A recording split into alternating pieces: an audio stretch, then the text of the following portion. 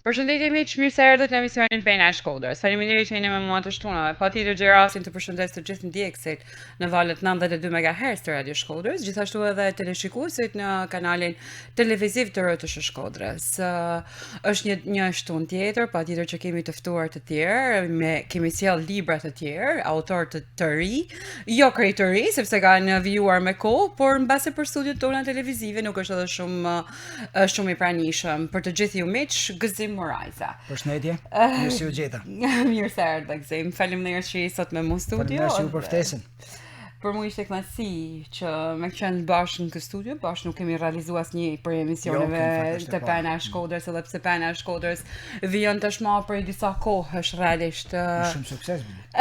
Me shumë sukses, urojmë që pa. Gëzim, e di që të kam shkëput disi prej rutinës tënde. Jo, Gëzimi është tashmë prej disa vitesh i njoftën për publikun letrar, kulturor letrar në Shkodër, pse jo edhe mbar edhe përtej Shkodrës. Por ushtron profesionin e mësuesit diku në një zonë të thellë malore, edhe me shumë devotshmëri. Gjithashtu është një shkrues shumë i mirë i poezisë, gjithashtu edhe i prozës. Prandaj sot ishte në studio pikërisht për librat e tij, por pse jo edhe për profesionin dhe problematikat që ndeshen gjatë rrugtimit të këtij profesioni. E bëra një hyrje, por për të kuptuar, mendoj që shpesh publiku e kupton se të ftuar në emisionin Pena e Shkodrës janë pothuajse një pjesë e mirë, të lindur në Shkodër, të shkolluar në Universitetin Luiç Gurakuqi, ashtu siç edhe ti Gëzim tashmë edhe i shkolluar për në degën e Gjulit Ersis, prej disa vitesh, prej shumë kohësh. Prej dekadash patjetër, sepse jemi të një brezi dhe absolutisht po. Je një person që e ke ndërtuar jetën disi mes emigrimit edhe Shqipërisë. Dhe si është të jesh në këtë urën lidhse? Në fakt, gjithë jeta jeme paka shumë, në fakt që po ja filloj pak nga fillimi, si do të nga gjërat e hershme. Ti mund ta fillosh aty ku ndihesh se çfarë do me rrëfy. Një jetë e spostume, që nga banesa, unë nuk e kam kalu fëminin në Shkodër. Nuk e kam kalu fëminin në Shkodër, e kam kalu fëminin, familja jeme është spostu nga Shkodra në Bushat, është një fshat jo shumë nga Shkodrës, nga Bushati është transferu në Koman, dhe nga Komani prapë në Shkodër. Dhe po thonë, gjithë fëminja jeme ka kënë kështu. Një lloj transporti, një lloj spostimi, nga një banesë tjetër. Edhe fëminja jeme ka kalu një pjesë shumë e vogël në Bushat, arsimin 8 vjeçare kam marru në Koman, dhe pastaj kam ndjek shkollën e mesme gjimnazin Sharif Hoxha në Koprik. Dhe pastaj kam ndjek Universitetin Luiç Gurakuqi në Shkodër. Pra ka qenë gjithmonë paka shumë spostime. Pastaj kam filluar profesionin e mësuesit. Paka shumë spostime, po për të ardhur në Xhenez, në Shkodër. Unë kam përardhur nga Shllaku, nga malet e Shllakut. Gjyshi përardhja eme është nga Amaj. Gjithsesi ti je i lindur në Shkodër. Po, por gjithsesi përardhja familjes time është nga atje. Dhe pastaj vinte spostimet një përardhje që ka shumë domethënie. Na kena një sot paktën sot për sot kena një prej aty në poetëve më të mëdhenj që sjell ajo profesor Primosh Shllakun, që unë du ta përshëndes nga studioja e Penës së Shkodrës, RTS Shkodrës, sepse është një mik shumë i afërt. Pra, kuptohet që Shllaku nuk është një prej aty në vendeve që thjesht një lokacion. Është një vend që ka sjell goxha transformim në letërsinë shqipe, edhe pse jo ti tashmë ka edhe pinjoll të tjerë që vijnë nga ajo zonë, siç është edhe Gëzimi. Se jam i denjun për atë plejad, sepse pothuajse në atë zonë është edhe Martin Sama, që dje ka pas përvjetorin e vdekjes, për cilin është një poet jashtëzakonshëm, një ndër poet më të mirë për shihet e mia poetike, një ndër poet më të mirë që ka nxjerrë Shqipëria në herë. Dhe Martin Sama i flasim për atë poetin hermetik të Shqipërisë, i cili nuk e zëvendëson askush dhe emri i tij ka me patjetër një korifej, dhe është emri i tij që ka me u përcjell brez mas brezit. Edhe poezia e tij ka me kanë gjithmonë ajo poezi që ka me pas gjithmonë një mënyrë, një hulumtim ndryshe, një këndvështrim ndryshe, edhe një studim ndryshe. Absolutisht.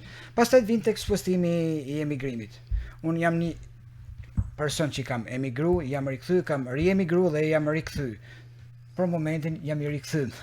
Je i rikthym, patjetër që je i rikthym. Jam në profesion, jam emigracionit të gjithë njerëzit që i dedikojnë shpirtin. Tashmë që qëndresa statike, si thuish, domethënë nuk besoj se do të ketë një riemigrim, megjithatë nuk I dihet. Aktualisht jam siç e thatë edhe ju në rolin e mësuesit gjuhës shqipe dhe letërsisë në një zonë shumë thellë që quhet Toplan, dhe unë e përshëndes nëse na njekin, sepse kam një grup fëmijë shumë dashur atje, të cilët përpiqen me mësu me ata mundësitë e tyre që kanë që duhet të them që janë shumë kufizuar. Fushës së librave për pjesës tona kreative, edhe po I shkojmë deri në Toplan. E di që rrugtimi për në Toplan nuk është I kollajt, nuk është absolutisht, ka një rrugë shumë gjatë, ka peripeci, mendoj që edhe infrastruktura nuk është krejt ashtu siç duhet ishte realisht, ka edhe ajo problematikat e saj, sepse unë e di pak a shumë, është një rrugë që ne nërmarrim në verë ndonjëherë për çejf, është një rrugë që rahet me makinë pastaj me anije, është një rrugtim shumë I gjatë. Si është pjesa jote e dhënies mësim në një fshat të tillë, edhe impakti që ke për një qyteti ku ka shumë lëvizshmëri, ti shkon në një zonë ku nuk ka shumë lëvizshmëri, por ama natyra është diçka e jashtëzakonshme. Natyra jep qetësinë që ndoshta për shembull qyteti për vetë natyrën e qytetit nuk ta jep. Qyteti nuk ta jep. Natyra ta jep, por gjaja e trisht mund të them që është në zonat e thella, jo vetëm Toplan, por në zonat e thella është mpakja e popullsisë. Ka shumë pak popullsi dhe ka shumë vetmine. Është edhe Toplana e cekun për kësaj emigrimit masiv, domethënë që në banorët e asaj zone më tregojnë që dikur ka pas rreth 100 shtëpia, sot nuk I janë 10. Pra është një praktikë masive e popullsisë, e zonës. Për sa I përket shkollës, ka ende nxënësa që frekuentojnë shkollën? Ka shumë pak fatkeqësisht se rrjedhimisht tu mos pas popullsi nuk ka as nxënësa dhe rrjedhimisht nuk ka as çifte të reja brez të ri që mund ta ripërtrinë në shkollë, është drejt plakjes si fshat, është drejt plakjes si popullsi dhe është një shkollë që për fatkeqësi dhe më trishton kur e them, është një shkollë drejt mbylljes, drejt Unë e di që të trishton, por kjo është realiteti. Po, në fakt nuk kemi vetëm aty. Ajo nuk është zonë periferike, është zonë shumë e thellë veriore, por ne kemi zona periferike të qytetit ku shkollat po mbyllen për mos frekuentimit edhe për largimit masiv që tashmë ka ndodhur, është një ndodhi tashmë që kam frikë se ne nuk na bën mas përshtypje realisht, sepse është një fenomen jo thjesht sot. Praktikisht nuk na bën përshtypje sepse e ndeshim për ditë dhe na është bërë si rutinë, por është si diçka e zakonshme. Është një diçka shumë e trishtueshme. Në fakt, unë gjykoj nga roli edhe I mësuesit, po edhe I prindit, domethënë se është shumë e trishtueshme sepse vjen një moment që fëmia në një klasë caktuar nuk ka shoh klaset. Kjo është e frikshme. Është shumë e trishtueshme edhe për fëmin vetë, sepse fëmijët ka nevojë jo vetëm për mësimet, ka nevojë edhe për lojën, ka nevojë edhe për argëtimin dhe nuk ka mundësi ajo që kuptoj unë ti tashmë duhet jesh në rolin edhe të klasave të mësuesit të klasave kolektive. Po, absolutisht. Çfarë sfidash ka të kenë një mësues në një klasë kolektive? Se unë nuk e konceptoj, ende nuk arrita konceptoj. E kam dëgjuar, e di që ushtrohet edhe brenda qytetit Shkodrës, absolutisht në të gjithë Shqipërinë, por thjesht si vjen mësimi me një klasë kolektive, më duket gati e paperceptueshme. Në fakt, vetë sot roli mësuesit është një sfidë, sepse mësuesi është bajagi ngarkuar me shumë shkresa, me shumë udhëzime dhe roli mësuesit sikur as zbej, domethënë ka marrë rolin e një shkruesit, më mirë me thënë. Mirë po. Dhe nuk je I pari që e thon studio. Je I disati që e thon një gjatë të tillë. Dhe më vjen keq që e them, por roli I autoritetit mësuesit është dobësu. Edhe aq më tepër bëhet e vështirë në një klasë kolektive kur roli mësuesit merr edhe një rol gjithëpërfshirës, nuk je vetëm mësuesi I landit, je mësuesi disa lande, je mësuesi do të kujdesesh për fëmin, do t'i bash edhe rolin e shokut klasë, sepse un kam klasë me një nxënës. Ka klasë edhe me një nxënës. Pra është duket pak e çuditshme në fakt. Merr njeriu shumë role përsipër edhe duhet ti ne mundohemi me bëhat sa gati kalojmë në rol artistik. Ne marrim disa të ndryshëm edhe akte të ndryshme brenda një dite. I përfshin fakt roli mësuesit, dashje pa dashje I përfshin. Gzime ke fillu krijimtarinë tonë artistike me librat me poezi. Edhe tashmë deri në këtë moment që ne jemi, ajo vijon me prozën. Gjithmonë duket se krijuesit e ri e fillojnë me poezinë me shkrimin e vargje dhe po themi AB, pastaj njeriu vjen duke u rrit brenda vetes. Po pse pikërisht poezi dhe kur ishte ajo periudha që ti fillove me kriju Sparit? Faktikisht ndoshta adoleshenca ka qenë ajo moshë që unë kam fillu me i hell krijimet e para. Pavarësisht jam rrek ndoshta nga fundi i 8 vjeçares ose nga fillimi i vitit parë, por ndoshta nga viti i dytë më kam ecë diçka më shumë më konkretisht. Edhe gjimnazin e kishe mbaruar në Komat? Në Sherif Hoxha Koplik. Në Koplik, po. Kuptoj. Edhe aty ndoshta kam gjetë çështjet e unë kam qenë një person për shkakun që më ka pëlqyer me lexu. Mirë, po vjen një moment, unë të paktën e kam një moment që jam një ngarkum shpirtnisht dhe kam thonë pse mos e provoj me hell një varg.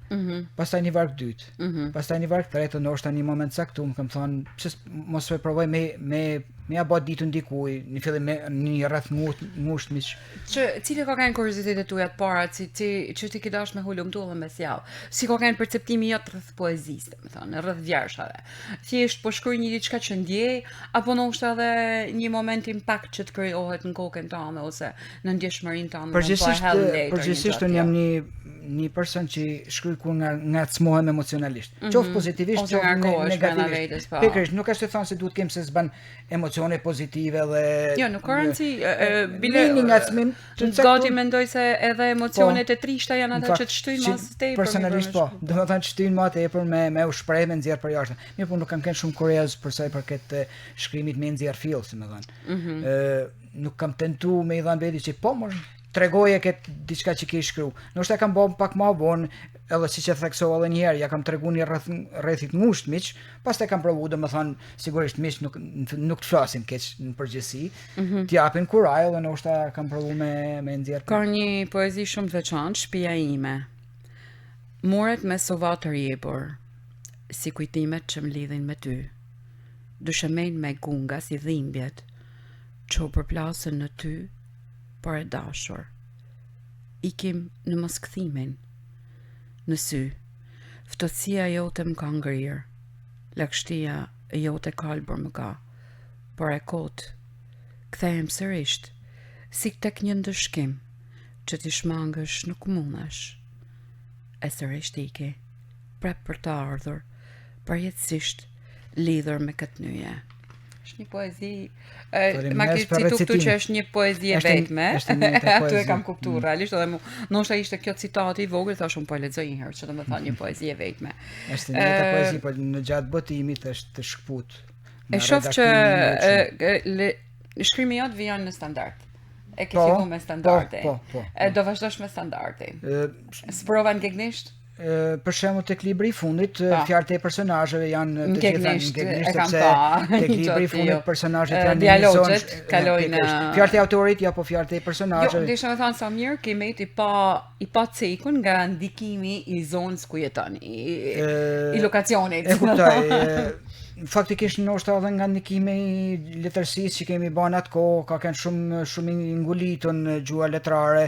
Unë nuk e flas gjuhën letrare, flas gjuhën tonë të zakonshme, por e shkruaj në gjuhën letrare në përgjithësi. Edhe të folën e nuk është se ke krejt në gegnisht, e ke diçka të ndërtuar nga që i mësues edhe e ke një mix. Atë patjetër brenda orës mësimit. Ky miksi jon që ne edhe unë mundohem nganjëherë ndoshta me dal pak jashtë gegnishtes, e shoh që nuk më shkon dhe nuk mund me u tjetërsu. Jo, po në rolin që kemi ne brenda klasës, ne jemi detyruar me patjetër, sepse kurrikula është diçka tjetër, pa diskutim. Poezia që sapo lexova, përveç se ndjenjave të forta të thella shpirtërore, e cek disi edhe një gjamje të kohës ku ti ke jetuar. Shpia jam me Suvatër. Në fakt nuk është fjala për shtëpinë time. Pikërisht është fjala për Shqipërinë. Edhe unë e thash të kohës në cilën kena jetuar jo për shtëpinë personale. Jo, e kuptova, edhe e mora në tërësi. Në atë kohë, domethënë kur shkruaj ky për këtë viteve 93-97, si libër që përmbledh ato poezi. Sa po ishin hapat e parë demokracisë. Po, dhe ne ndroshim shumë me lëviz. Unë kam qenë një ata që nisha vetin pak ngushtë këtu, rritet pak ngushtë qyteti, rritet pak ngushtë Shqipëria. Po jo vetëm unë, Po pse të rritë ngushtë qyteti, sidomos Shkodra, se pastaj du me kalu edhe pse Shqipëria, po pse Shkodra një herë, pse qyteti, ose ti rrit ndoshta edhe ki bë një gjimnazin në Kuplik, pse? Se edhe Kuplik është një qytet tjetër. Qytet tjetër, në krahasim me Shkodrën shumë më i vogël, dhe të rringusht për shembull. Po pse të rringusht? Po sepse ndoshta kërkoja, qoftë në fantazinë time, qoftë edhe në jetën time, domethënë kërkoja hapësira pak më të mëdha, jam duket sikur isha disi bllokuar, aty prandaj domethënë kam shprehën vargje disa gjëra, domethënë aty ka rolin simbolik, por jo, ka disa prej poezive që sjellin pjesë të realitetit të kohës ku kena jetu. Po, por domethënë kjo është pikërisht për atë tendenca me unë iku por i kthehem, domethënë pavarësisht se më rringusht kjo shtëpi, unë prapë rikthehem, domethënë pra nuk është se nuk e du. Në këtë kuptim domethënë. E ke sjell vetën si një entacak. Që shkon edhe vjen, që shkon edhe vjen. Ndoshta në jeta jeme ka kënë till pak a shumë në këtë hallka, si më thënë, ka në tunë ka ujna. Të ka najt ngushtë qyteti, thaj nuk ka unë njoh edhe autor që thonë nuk ma nxen shpirtin. Edhe me të vërtetë që është një diçka që më shkollit shumë herët në kohë. Edhe je gjetë në një qytet të huaj. Po. Kam frikë se të ka najt i mall. Nga që jam kthy, po, atë po them. Jo, faktikisht më ka najt i madh, po, sepse nisesh nga një realitet krejt tjetër dhe gjen një realitet krejt tjetër, pastaj e sheh vetin edhe se jeni peshk si peshku në zall, si themi ne, edhe nuk është se ke shumë ujë atje. Megjithatë hapësinat janë shumë më të mëdha, shumë mundësitë janë shumë më të mëdha. Ndoshta edhe konsiderata që kanë rreth në fillim është pak tendencioze, po me kalimin e kohës kur demonstron që metaman njëri serios, njëri punëtor që ti ke shkuar me integru atje. Ajo t'ja knifet, domethënë, edhe kjo është domethënë që ti mendon se në qytetet e mëdha meritokracia është ajo që është thelbi aty në qytete, është diçka që jo gjithmonë, po për shembull në qytetet tona meritokracia nuk është se na mungon meritokracia. Ne këto po. Cila ishte mënyra ose gjëja kryesore që të bani me u rikthy edhe një herë. Edhe tash më thonë që unë do krijoj një jetë stabil. Mu kthy. Edhe shumë më e zorshme kur kthehesh. Kush është kthy e din shumë mirë, sepse kthehesh me shumë ëndra. Me ato ëndra që ke ik, domethënë mund të kesh realizuar deri në farmaci, por kur kthehesh me ëndrat jo sikur mendon se diçka më mirë ka ec. Për mua ka qenë stabilizimi i rikthimit ka qenë shumë i vështirë. Ka qenë jashtëzakonisht i vështirë, por që jam rikthyer ka qenë çështje familjare, nuk. Aha, çështje familjare. E kuptoj. Çështje familjare, por që të ka bërë me rimenuar jetën tënde. Po, patjetër. Edhe me ardh edhe me u stabilizuar në Shkodër, mendoj tash ti i stabilizuam këto.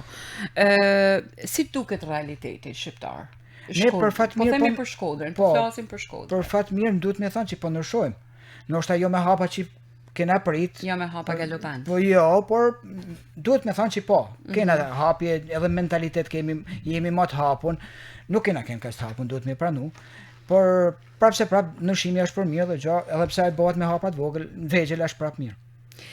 Çerrur kushtave të fatit për të jetuar me dashurinë. Lyer plagët, përplasur shkëmbive të dhimbjes, puhiza shprehse, frynë në ballin e shpirtit, ringritje. Këngë, muzgujve të nxirr puthur me diellin, revoltën në zemër avulluar, me dehje të durimit. Veç ëndrat mbeten të pambrojtura, ato viktima ran të sëdërkalburve. Shumë poezi thalla, duke marrë relativisht kohën kur janë shkru, edhe duke marrë parasysh që sa po ke hy në rrugën e krijimtarisë. Në fakt ajo është zakonisht adoleshenti kur ngacmohet shumë rënd, domethënë mja thyn një ëndër që thë shumë çka, domethënë dhe tash nuk është se mban shumë përshtypje ajo, në kuptimin që jam mësuar dhe me ëndra thym edhe jetoj me ta nuk e kam shumë problem. Natëherë ishte shumë më i cënueshëm se sasat, sepse kjo vjen edhe me kalimin e viteve, me rritjen e moshës dhe njeriu bëhet më praktik, më pragmatist. Jena një shoqni patriarkale, kam frikë për me thonë, por vazhdoj me kanë, për fatin e keq. Por në këtë patriarkalizmin tonë, gjajmë mundësi me sulmu edhe burrat. A jeni në një moment një të tënë i paragjykuar për mënyrën që ti ke botu një libër, që ke shkru poezi, që ke fillu me shfaq ndjenjat tuaja në një formë publike, sepse një libër të bën publik. ti nuk mundesh nuk je ai personi që shkruan atë sipin tënd vetmis në intimitetin tënd dhe i lan disa ansirtar, disa poezi. Ai libër lexohet për kujt do. Po, për shembull, dhe unë mundem paktën me shpalos botën tonë të mbrëmshme. Mendojmë se mundem me shpalos botën e mbrëmshme. Po, përpiqen rreken atë paktën. Rreken atë paktën, por unë po. A jeni në një moment i një batutë që më kanë thënë një lexues, jo shumë i thellë i librit, më ka thënë, "Çfarë ka dash kjo punë?" Do të thënë, thjesht po duket në atë moment kur ta thotë, "Çfarë ka dash kjo punë?" Në fakt, kur e mendon se është një rrugë shumë e gjatë dhe për mua ka kënë shumë knaqësi. Apo të një përgjigje për mi thonë ç'ta dash? Jo, për shkak për mua gjanat që më kënaqin nuk e kam. Prandaj domethënë unë e kam thënë gjithmonë, libri për mua është argëtim. Nëse sarktohem nuk kam se më shkruaj, nuk kam se më lexu. Nëse ne jemi argëtu me shkruaj, pavarësisht se për shkak lexuesi mund mos e pëlqejnë, e lan në qertar nuk ka. Pse duhet publiku me lexu librat tuaj? Çfarë sjellti me ata? Cilat janë temat që ti ke prek më së shumti? Ndoshta sepse prekun temën e përditshme. Nuk i largohem realitetit, ndoshta për asnjë çast nuk i largohem realitetit, nuk jetoj shumë me fantazinë. Domethënë nuk ka asgjë gjë të keqe, por me jetu me fantazinë, me fantazuar një realitet tjetër, por një gjë që nuk është, domethënë nuk e ke një gjë që nuk është, aty ka gjëra që janë. Fantashkenca për shkak librat e mi nuk bën pjesë, dhe kështu që ndoshta gjën përditshme, gjën njerëzit e zakonshëm. Nal pak te proza, për shkak ka njerëz kaq zakonshëm. Qoftë tregime, qoftë romani. Absolutisht, edhe dialogu midis tyre është një dialog i përditshëm që ndodh zakonisht. Ndoshta për këtë mund të jetë interesante për lexuesin, por këtë nuk mund ta them unë. Sa ke cek temën e pjesës të realitetit ku ti tashmë je dhe mësues, ushtron edhe profesionin. Ndoshta tek libri i fundit marr përshkrimin e natyrës edhe të zonave, përshkrimin e kam pa. Ngjarja jo. Ngjarja nuk i përket asaj zone, po i përket një zone thellë malore, domethënë. Dhe nuk është sigurisht në zonë, por përshkrimi i natyrës më ka ndihmuar me njoft zonën, se është ndërshkuar përshkruani diçka ndryshe shkuar shkel me kam tuja, sepse një edhe shumë thellë gjonat, një më thellë sepse në kontakt përditshëm me persona që vujnë nga realitet nga më të që ne mund na duken shumë të rëndomta, shumë qesharake. Shumë edhe të rënd mu jetu ndoshta, sepse si na mësu me atë stilin e tij, thash tjetër sinqeritet që ka mungesa nga më të çuditshme. Ka mungesa nga ato më bazike. Sepse si është e mujtën, por është e mujtën. A i lexojnë librat tuaj banorët e zonave ku tashmë ti ke sjell? Që t'jemi sinqert, jo. Jo, nuk e kanë lexuar. Sepse nuk është shumë niveli, nuk është në atë shkallë, domethënë që mundet më shpërnda, sepse unë ju ndaj falas, nuk ka asnjë lloj problemi, por nuk interesi është shumë i dobët sepse kanë interesa të tjera shumë më të mëdha, edhe unë mirë kuptoj krejt. Si ai prej publikut paktën me prozën e fundit që ke sjell? Me ata që kanë mujt me ma thonë mendimin e tyre, domethënë pa kënd një kumb, them se mirë. Pastaj ndoshta unë gjithmonë nuk i marr shumë për baza konsideratat e miqve, sepse miq në përgjithësi nuk ta thon fjalën e keqe. Domethënë miku që ta don mirën ta thotë edhe kritikën, por në përgjithësi mjafton me superlativat, por unë jam përballë edhe me njerëz që ma kanë thonë të vërtetën sy si e mendojnë, edhe çfarë mendojnë për poezinë. Nga një anë është më mirë. Nga një anë është më mirë me ta thënë, por përgjithsisht them se mirë. Them se e kanë pëlqyer, të paktën kështu ma kanë thënë. Ke bën një kapërcim, ke filluar me 2 libra poezish dhe ke kaluar te proza. A është një zgjedhje jote personale apo ideja është që ti ndoshta ke dosh me u hallakat pak me fjalën edhe njerëzit, poezia është diçka nuk isha me thënë censuruar, është një esencë ku ti nuk mundesh me hallakat shumë fjalë. Përgjithsisht unë poezinë domethënë e kam pas në librat e parë, pastaj kam vendosur me shkruaj kam kaluar me tek tregimi, sepse në momente të caktuara kam menduar se ajo e përcjell më mirë atë çfarë du me thënë. Pra domethënë në moment të caktuar kam menduar si proza më përcjell më mirë atë që unë du me shpreh, dhe jo se kam pas në një piksynim tjetër. Se ke bë kapërcimin për tek libri me një herë mas poezive me dhënë shkruaj libri këto. Libri me tregime, po. Me tregime. Pse ke kalu direkt te tregimet? Edhe cila ishte ndoshta ajo shtytja e mbrëmshme për me kaluar tregimet? Për shembull, edhe sot vërtet a kanë këto tregime. Sa pa isha to thënë. Sa pa isha to thënë. Nuk la me thënë. Jo, tek tregimet kam kaluar, se për shembull tek tregimet ka shumë tregime të vërteta. Sigurisht edhe titulli i tij është i veçantë në pësherët ima. Ndryshon mënyra e përshkrimit, sigurisht është pjesë e krijimtarisë së autorit, dhe pastaj po në përgjithësi çdo tregim ka një tharm të vërtetë brenda, domethënë. Dhe ajo pastaj jam munduar me dhënë sa më të këndshëm, të pëlqyeshëm për atë që e lexon, se sigurisht po edhe e shablon, pastaj s'është më letërsi. Ja, nuk është më letërsi, po kalon më në fushë tjetër. Gzim tashmë po ndërthurim disi profesionin bashkë me krijimtarinë tonë dhe a mendon se duhet me pas një mënyrë shpërndarje të kësaj krijimtarie, se ne nganjëherë marrim, shkruajmë, botojmë, i lajmë aty te liberitë dhe nuk e shohim më. Tash ke një plagë shumë më, sepse shpërndamja e librit është një kalvar shumë i zorshëm për autorin. Po pra. Por shoqënia përmet njoft edhe sidomos pjesa më e madhe, s'po them thjesht shkrimtar, sepse shkrimtarët janë kurioza për njëri tjetrin, edhe hulumtojnë te veprat e tjetrit për me pas se ç'a bën, si shkruan, nganjëherë dojnë edhe me gjetë se kujt i përgjan me anë të shkrimit. Ajo pjesa tjetër, por unë e kisha të brezat e ri, sepse ne na duhet me përcjell. Është një krijimtari që duhet ta përcjellim të brezat e ri. Po a duhet presim? E kuptoj që duhet në institucionet e tana. Jam të elan vargun e kalvarin e institucioneve, mënyrën se si e perceptojnë. Pa a duhet ne të presim që brezi i ri të njihet me librin? Nuk e di edhe a do njihet ndonjëherë, apo duhet me kriju një mënyrë që me shkute brezat e ri.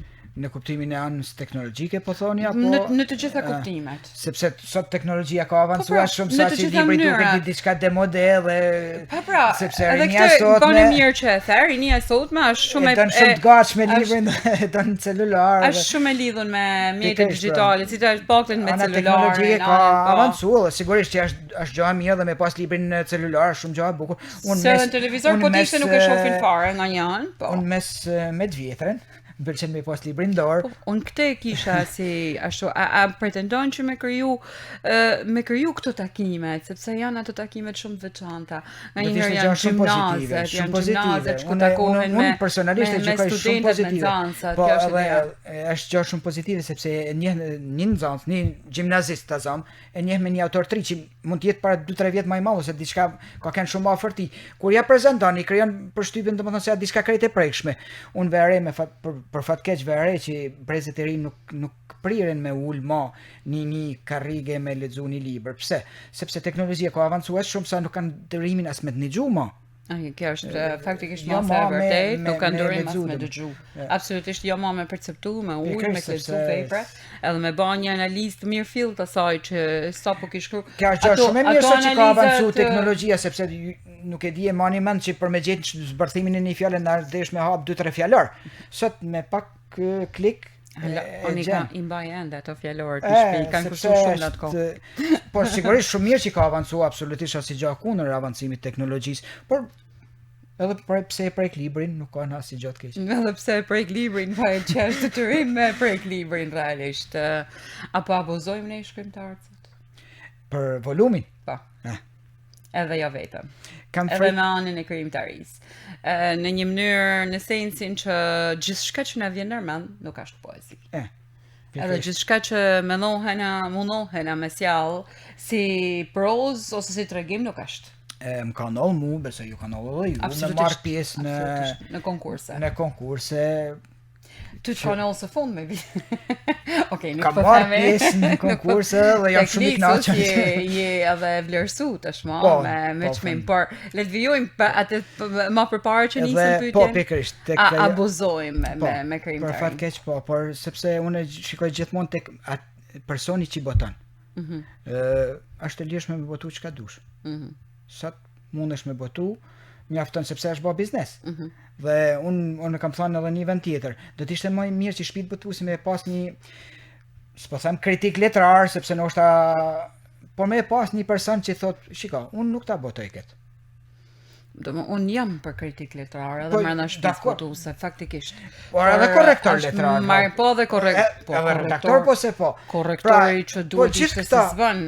Gjithë këto persona ju e dini shumë mirë se jeni shkrimtarë. Gjithë këto persona kanë nevojë për pagesë për me kryer detyrën. Dhe shtëpitë botuese nuk ka se kanë dëshirë me hum shumë pas fjalë, prandaj po thoja, është kthy në biznes, edhe derisa libri të jetë biznes, atëherë nuk është më, nuk ka të funksionin që ka pas më përpara, dhe nuk ka të magjin. Edhe magjin as libri që botojnë. Absolutisht. thjesht Që se unë kam bërë gabime gjatë botimit, ashtu del. Ashtu dalin, absolutisht po. Gjatë shkrimit, false tash gjatë botimit. Po tjetër që një ashtu dalin sepse ato kanë shkuar në një file e cila nuk hapet, po themi dosje. Kam pas para 2 ditë një takim me 3. Edhe ndërkohë që unë do t'ju flisha për poezinë, sepse isha ftuar për me fol për poezinë, problematika aty në holli poshtë totalisht thanën e teme mi poezinë, edhe mënyrën qasjen teme, sepse qasja ishte po mbyllet TikTok.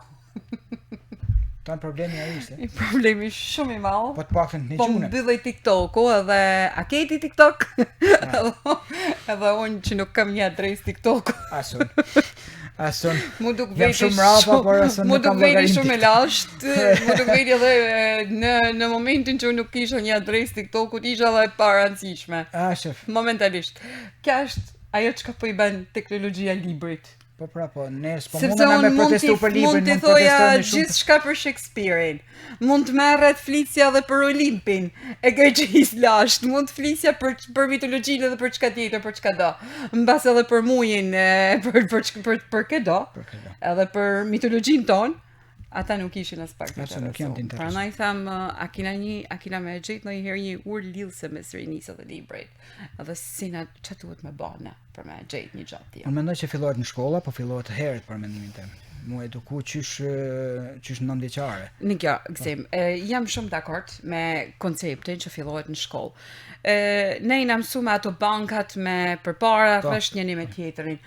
Sot duhet me ndryshu vizualisht kjo, sepse e kam jam shumë skeptike, jam edhe kritike shumë e fortë e të mënyrës se si na qasin edhe tek studentat, tek nxënësat. Kina met në atë metoden e shekujve më parë, me një bank para, me një bank para dhe me një bank mrapa, me atë rreshtat kështu. Po pse mos më e bë pak më ndryshe edhe orën mësimore. Me sjell në një tryez trumullakt që ka filluar me u sjell ndoshta. Por e kisha thënë çysh fëmijë, më e bë ndoshta edhe në natyrë, qoftë edhe letërsinë në natyrë. Ti ne po fliçim për Martin Camaj.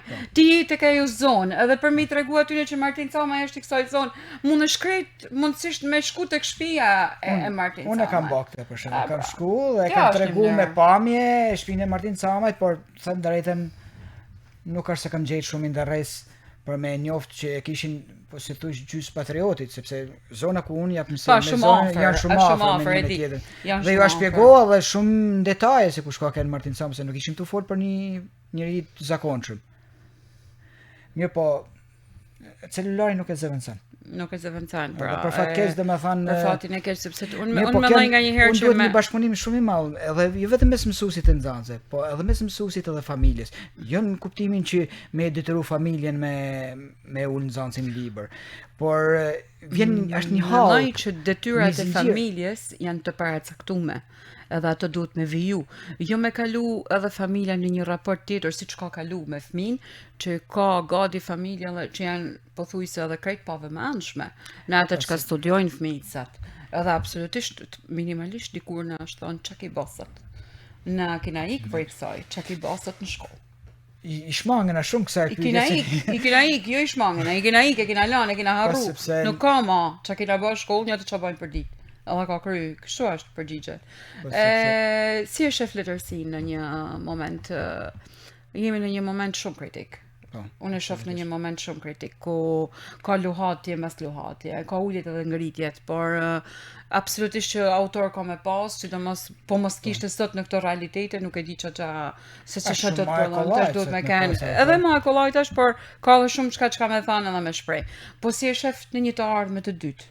Ku ne të shmojnë bas clever të një mjeti i cili është celulari, por si ku menohet se po shkojmë ne. Unë mes gjithmonë mes asaj që them unë shkruesa ka, domethënë krijimtari ka, shkrimtar ka, nuk ka shumë lexuesa.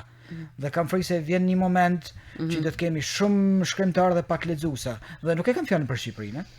Sigurisht që për Shqipërinë flasim, por është diçka globale. Globale, sepse është jeta shumë frenetike dhe është tu bëj gjithçka që mund ta bëjë njeriu që dikur e ka bën njeriu me dorë dhe me trupin e vet, sot e kryen me anë teknologjisë. Dhe rrjedhimisht dal tek ajo që thash më përpara, mund me lexuar një libër, duke sigurisht du ta hangër kohën fakt nuk të hanë kohën, po duket sikur është të glabru. Dhe kjo nuk... Sa po kjo arë nga një kompeticion në Lezhë, tek klubi letrar e janë lisë ishte në Zeta, konkursi letrar e janë lisë. Dhe konkursi letrar e janë lisë. Dhe ti kjo arë me një çmim. Lutem ma përshkruaj pak momentet tuaja, ndjesinë, çmimin që more, poezia e cila ishte përfaqësuese e këtij kompeticioni. Në fakt ai është viti 2 që realizohet në Lezhë. Mos ndoshta më shumë, po nuk jam e sigurt. Po vjet e di. Jo, ka më shumë, mendoj që ka më shumë. Unë mendoj se është sezoni i dytë dhe aty ishte me marr pjesë me një poezi. Po. E dërgon në postën elektronikisht. Pa, përmes emailit e di. Dhe pastaj përcaktohen një numër caktuar. Sa ishin në numër poetët këtë vit? Ishin diçka 800, por aty në ditën finale ishin 45. 45 të përzgjedhuri. A ishin të gjithë pranishëm 45 poet? Jo, ka pas edhe mungesa, disa mungesa ka pas, dhe pastaj u recituan poezi që ishin përzgjedhur nga vetë autorët. Nga vetë autorët. Ishte kushti domosdoshëm. Cili ishte çmimi që unë kam marrë çmimin Azem Shkreli. Azem Shkreli. A ke poezinë tikun a mundena? Kjo, më e lexu tikun e ke tikun tjetër? Nuk ka mastrukje çosheve. Rrethon me xhama plot avoj, në për cilat gishtat nejzën dashni e vizatonin gërma, buz, zemra, so shumë zemra. Ti si brymt mungese, ka veshur gjithçka. As gja nuk ka mbet. As një dramt sprej së djeshmes. Janë shut avolinat, heshtja lkunet but, robe varon telin e dridhshëm të boshtit.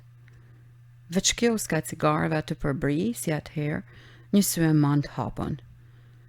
Ftyrën fsheh enkas me të mdohani, edhe pse kryeneq, një shikim tinës, lëshohet mbi altarin e hyrjes.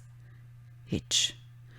Kal burjan të angthshme të pritje, gjethet laguna dashunie, vjeshtave të ikuna. Miqt janë stërpik brive të globit. E tash, s'ka mas trishtim kulete.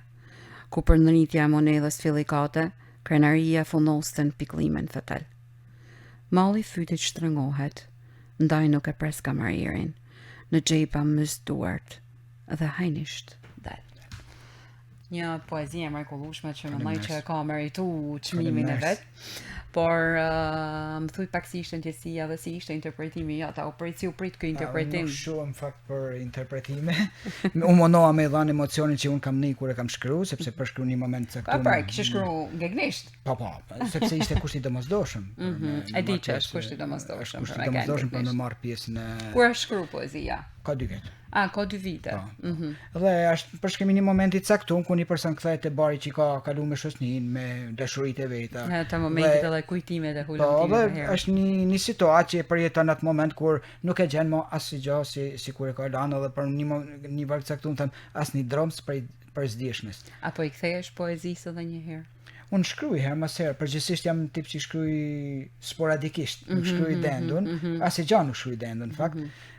Ama kthejon ngegnisht. Edhe në prozë dhe në poezi.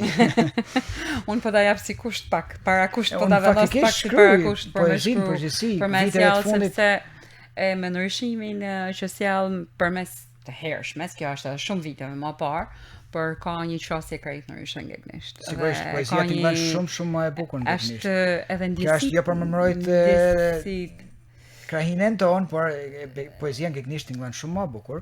Megjithatë, dhe tjena marksim edhe lokalista, pa tjetër, po poezinë shkruajmë ngegnisht edhe tullim malet po ku ka, absolutisht po. Faktikisht shkruaj herë mas herë poezitë ngegnisht, por atëherë kur shkruaj?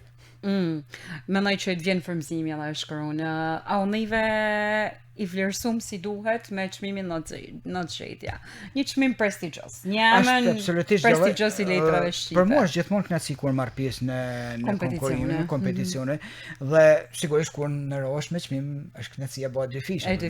Edhe sigurisht ne jesh mirë, nuk mund të jem hipokrit them, s'ka rëndësi. Për mua ishte shumë kënaqësi, edhe sigurisht që përjetova shumë mirë. Lezhë i ka disa që janë me të vërtetë shumë të mira këto konkurimet që sjallin edhe ka një qasje shumë pozitive Lezhë për sa i përket letërsisë. E kanë pak më ndryshe se Shkodra. Shkodra ka shumë pozitive. Shkodra ka dhe qasje pozitive, ka dhe qasje të ngurta dhe ngërçë dhe gjëra, po prandaj është qytet interesant edhe nxjerr artista herë mas here. Absolutisht në letërsi është një qytet shumë prodhimtar. E shoha pak më duket kur ishte në lexuesit, do të vesh me poezi tashmë prozës apo sinqerisht nuk e di, është një rrëmuj në kokën time. Mos më thuaj që je kaos, siç është ky vani jonë. Nuk e di. Për momentin poezia më duket do ta lënë sirtar, sepse kam qef me i lanë sirtar. Unë përgjithsisht nuk jam tip që i shkruaj poezinë edhe e nxjerri. E la mu ftof shumë kohë. Edhe pastaj edhe i rikthehesh me ndonjë herë për me reduktu. Ka raste që i rikthehem me hellin kosh. Ja, uroj që mos jetë për kosh. Jo, sigurisht jam shumë tip që e rikontrolloj, por e kuptoj që je një kritik i vetit.